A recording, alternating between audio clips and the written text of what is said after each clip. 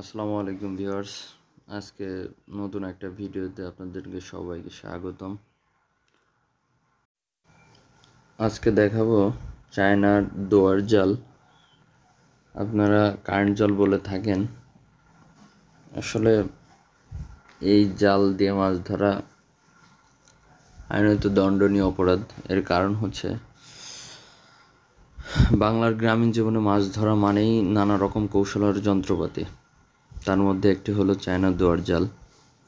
এই জাল অনেকটা সূক্ষ্ম সুতার তৈরি, দেখতেই পাচ্ছেন। পানিতে ছড়িয়ে দিলে ছোট বড় সব ধরনের মাছ আটকে পড়ে। শুধু মাছ না, অন্যান্য কীট পতঙ্গ, কাঁকড়া।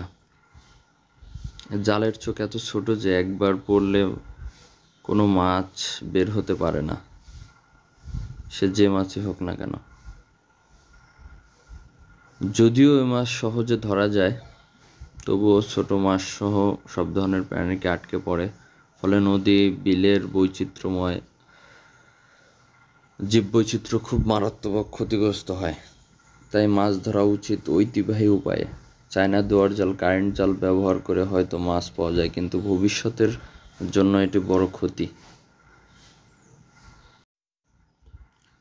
তাই মাছ ধরা উচিত ঐতিহ্যবাহী উপায়ে।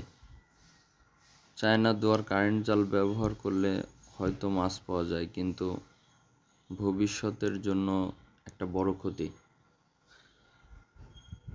আমাদের নদী আমাদের সম্পদ।